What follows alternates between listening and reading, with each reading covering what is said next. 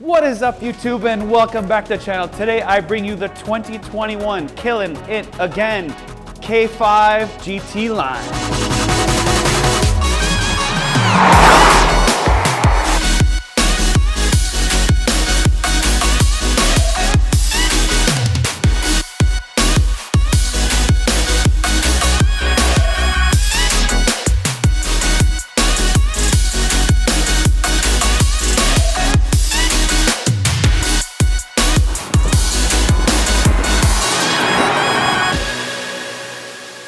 Now, the world knows the car business is actually dying off and the SUV business is launching, but Kia wanted to take a final attempt at changing the whole brand. So this is actually a Kia Optima that they've rebranded, redesigned, new frame, new everything for us. And that includes you, Uber driver, because this car is actually tailor-made for you. It's got all the tech in the world, it's got all the safety systems in the world, and now you have a design that your mom and dad don't drive. So this is called a GT line, and a GT line is similar to what Audi has in their S line. So it's not a full S4, or in this specific case, not a full GT. Now the GT is going to give you about 290 horsepower and about 315 foot-pounds of torque, and that's coming soon. But in the meantime, we have a GT line. So that gives you everything except for the motor and the power. Now this does have all-wheel drive, and the GT, as I see it, doesn't have all-wheel drive. That's the only change that I know in terms of differences of drivetrain. But as far as aesthetics, this thing looks magical. What do you guys think of the front end? This front end is Kia, and this means tiger nose. So they've got this front grille here, but in the front grille, they've got this from a shark. So it's a shark skin sort of designed front mesh. So tiger nose, shark skin front end. But the bumper is actually different on a GT compared to some of the lower models. So along with that front bumper are these headlights. Now, we know Kia with the Telluride to have these amber daytime running lights, and that is what sets Kia kind of apart when you see them on the road now, especially the Telluride. You see from a distance, you see that sort of look, and you know it's Kia. And they've done the same with this K5, except this has sort of a heartbeat design. Take a look. It's sort of like an ECG when you're... Now, they also do have a really good placement of where all the safety and the tech comes in this car, because there's a ton of standard tech that happens here, and all this tech is actually hidden right here. It's very cleanly, very out of the way, and not some big bulky thing in the front grille. So two last things about this front bumper. One is, as I mentioned, this mesh, but it does flare outward. So if you look at how this mesh is designed, it actually flares out like a V. So it's not like it centers together, it actually points out. And secondly, these are actually vents that work. You see, it pulls the air through and it actually comes to the back and cools the brakes, but it only makes 180 horsepower. All right, killing it again. Let's check out this 4-cylinder, turbocharged 1.6 liter motor that makes 180 horsepower and 195 foot-pounds of torque. And they are probably prepping it for the GT that I'm excited to get, but I do not want to discount this car. This car gives you pretty much everything the GT does, and when I go inside, I'll show you exactly that. They didn't just put cheap plastic panels, they actually had indentations to give it some sort of design. This fit and finish and this feel is really, really good. Like even these knobs to push out, there's nothing plasticky about this. Texture is just really good. Click, click, strong in there, and this closes down. And no prop rod. All right, so on the side of this car, check this out. They've tried to design it like a 4-door coupe. So they have this line that flows all the way down and wraps around the back of the car. And what that does is Kia actually spends time on this front windshield. I noticed this in the Stinger, that the front windshields are just not square. They actually do have them tapered and cut out. And I noticed that in the front and the back. The back is huge and oval, but we'll get to that in a second. On the side here, we have 18-inch wheels. But the most important piece here is the tire they put on it. They don't put a cheapy tire, they actually put Pirellis, and that's why this handles so well. So they want you to sort of taste how handling is. And tires are huge, and people don't really always think that. Tires are huge. Before I run to the back, I want to talk about 4 things here. One is the design characteristics of putting the side mirror on the actual panel and not on the inside of the A-frame. Now, what that does is it gives it better visibility, but also helps aerodynamics. So that's something that they're thinking. Secondly, is on the front, you have plastic inner fender liners, and on the back, they're carpeted. Not sure why. Thirdly, this is not changed from Kia. Now, in the front, if you want to lock the doors, you simply press the button or unlock the doors. But again, we need to have it in the back. We should be able to lock and unlock the door in the back. And lastly, I really do like this, is they've made this all black. So they haven't put a different color panel in the center. It's all the way back. Glass, glass, glass. Money. So if we get to the back of the car here now, there's a lot going on. I mean, I really like what's going on, but there's a lot going on. They've got this huge glass here that makes you believe that it is a fastback or a liftback or sort of any sort of back, but it's not. It's actually a regular trunk. Now there's a ton of room in that trunk, which I'll show you in a second, but in the back, check this bumper out. It is massive, and it's for the GT line, obviously. And we're gonna talk about the exhaust in a second, but check out this light. Now this light should really do some sort of party dance, but they're at the first step of light innovation. And look at it. What do you guys think about this light? Now this GT line does have a rear silver skid plate. So it does actually have these lit up pieces. Now I know that they obviously don't make a difference on this specific car, but it gives you that look that's just different than a regular, boring four-door mid-size sedan. But let's check this trunk out. Hit the button, very cleanly placed, and off you go. There's a ton of room here, and that is really important for a car like this. You want to pop the seats, you pull this down. It doesn't have any of the European hangers that you can hang your shopping bags in, but there's still a ton of room. Now, you can set the key that you walk up to it when the car is locked, wait for about 3 seconds, and this will automatically pop up. You got to set it in the system to do that. I unfortunately don't at the moment, but that's, if you want to set it up, it can happen. Now, let's talk about exhaust, because exhaust is important. And what's even more important, that Kia doesn't lie about this. On their actual order guide, it clearly says fake exhaust. Yeah, fake exhaust, and it is 100% true. There's only one exhaust on this car, and it's right here underneath, not here or here. All right, so I'm in the back of the Kia K5, and oh, that's interesting. They actually have two ways to close the door. They actually have the normal one, which is sort of far back, and then one that's a little bit closer that you can pull. Now this does have heated seats in the back, but strangely enough, it doesn't have any vents in the center console there. Weird.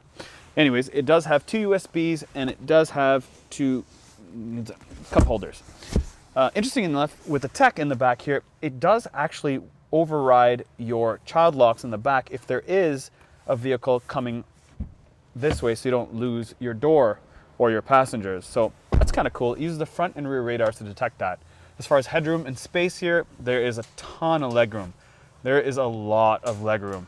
Headroom, I am 5'8.5", not the tallest guy in the world, so I think if you're about 6'1", you might find the headroom a bit tight here, but there's a ton of legroom. Like, do you guys see this? There's like a ton of legroom. One really interesting piece in the back here though is this center rear headrest.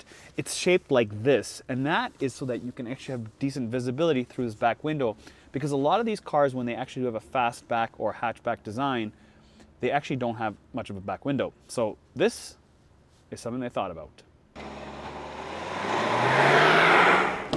All right, so I'm jumping inside the Kia K5 GT line. Now, again, these two handles actually do make sense, because if I get in and the door is really good quality on this handle, really good quality. Now, if I'm like this back handle makes sense, but if I'm leaning forward and the door's far open, this top handle is all I can reach. So that's the first I've ever seen of any car to have two sort of handles to close. Now inside the vehicle, the seats are pretty good. I mean, they're sort of a all-around seat for everybody. It does have lumbar. It doesn't have lumbar up and down. It just has lumbar back and forth. And as far as connectivity goes, you can take your phone and you can just slide it right here, and it does have wireless charging. And it does have this pull thing, so if you do want to clean it out, you can pull this portion out and clean it. Or if your phone is wider than this, well, this is a 10, and if you have a 12, it's probably wider, or 12 max, it probably won't fit. That's why they have it there. So that's for wireless charging. So interesting though, is that if you have the 10.2-inch screen, which what this one does, you cannot have wireless CarPlay or Android or Auto wirelessly. You actually have to use one of these bad boys and plug it in to get it. If you do get the 8-inch screen, which is a lot smaller, in some of the lower trim models, you actually do get wireless, which is interesting. Maybe they just haven't transferred the software across yet, but I thought that was odd. This GT line does have some nice GT embroidery on the seat. This one does have 9 airbags, including a knee airbag, which is new. That is pretty exciting to know that there's a lot of safety in this puppy. No paddle shifters, but everything is sort of directed at the driver. It's sort of a driver-oriented cockpit. Another really cool piece is it does have memory seats, 2 memory seats, up and down, and it does have heated and cooled seats and heated seats in the back. And to adjust them is just like the Stinger we had. You just push it up, push it down, pretty straightforward, pretty easy to use. This shifter, it is aircraft inspired, but look what happened to Saab. But they did get this from Audi. Check this out. You touch it and it's haptic. You just touch it and these are your map lights. Pretty cool. I like it. They also do have an auto setting, but they have 3 increments of the auto setting. So you can actually choose your maximum fan speed by hitting the auto button. Do you want auto with a lot of air, auto with a minimum amount of air, or auto with a medium amount of air?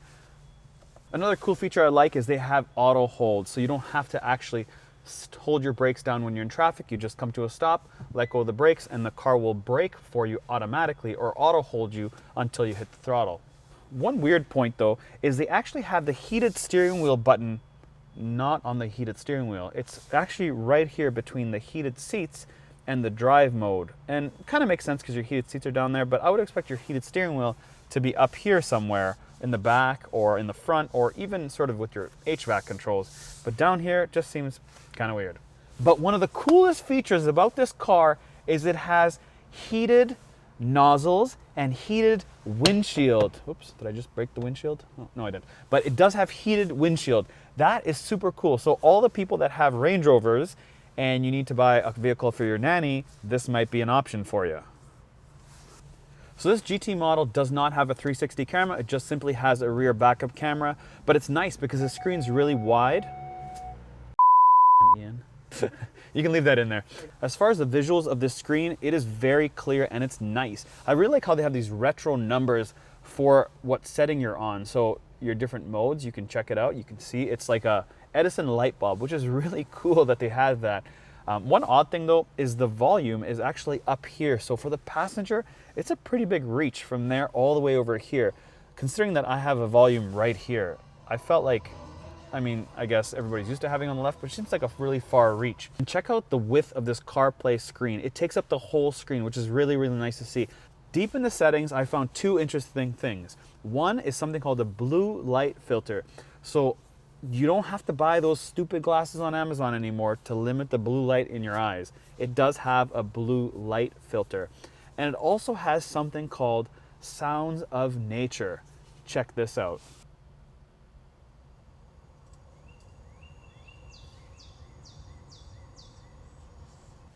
So Kia has 6 different sounds of nature. This is lively forest. Calm sea waves.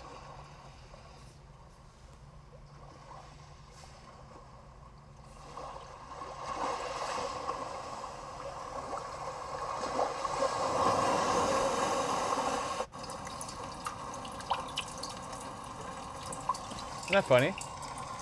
This is really good for like your buddies after a night of drinking and they have to pee. You just play this and you're like, come on, you can do it. But look at the quality of this map from factory. It is really good and it's really wide and clean. When you put sounds of nature, I guess it doesn't go away. It just keeps playing. Now, let me stop this sounds of nature. All right, so in the cluster now, it does have some interesting pieces. In the center display, it does have something called a attention level. It tells you how attentive you are and when your last break was taken. Now, it does have another interesting piece, which shows you the all-wheel drive system and how much power is being applied to each wheel as well as speed. So you can see this here. You can see me turn the wheel and how much of each wheel rotation is being served on this little cool display we have here. So to show you this display in action, let's take this thing for a drive. All right, so I'm in the 2021 Kia K5 GT all-wheel drive with 180 horsepower. And super cool, it does have a center thing here that shows you how much power is going to each wheel, and it does show your left and your right. When you turn the steering wheel, it does show you on the dash here, and it has little incremental bars.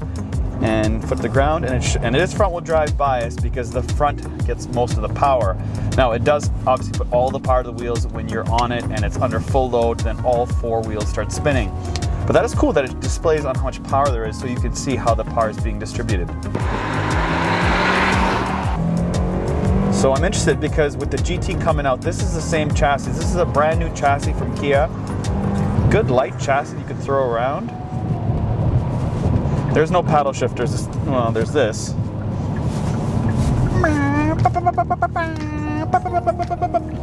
For all the Uber drivers and Uber Eats drivers, this is a good car for you because there's a lot of space, not a lot of blind spots that I can see. Pretty good, nice clean display. I really like this display. I mean, it kind of does suck it doesn't have wireless, but hopefully we'll get there, so I am plugged in. All right, so this is Kia's brand new N3 platform, which they're gonna base all future Kias on. And nothing overly spectacular with the motor, but remember, with the 290 coming out, this is gonna be a difference maker. So it's really just to test the chassis and the fit and finish and how tossable this chassis is. It's really smooth. That's one thing I will say. I mean, let me get out a manual there. It is really smooth. The steering wheel has a really good feel to it. I do like the leather they use in the steering wheel. It's not rough. It's like a smooth, nice leather. I like the flat bottom steering wheel. It's got really good visibility. There's not much blind spots here. The seats are pretty comfortable. I mean, they are synthetic leather, so you can feel the leather differences. This is not full leather, but the dash is really clean. I like how CarPlay is nice and wide. Yeah, just a really easy car. And for those that don't know or haven't used a car with heated windshield, it does have the elements that slide through it, so all the Range Rover, Land Rover guys will know. That may cause some distraction. It might give you a headache over time because if you're not used to it, that kind of has a bit of a weird look, but I'm used to it. I'm normal. You get used to that after a while, but it's just sort of new for people that have never seen heated windshield before. All right, so this has a driver attention warning system. So I'm gonna try to fall asleep and see if this thing will let me know. I'm trying to close my eyes as much as I can. Come on.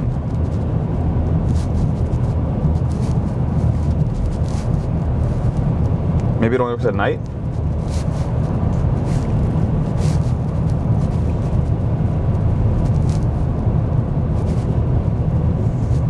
Okay, that's usually how people doze off, I think.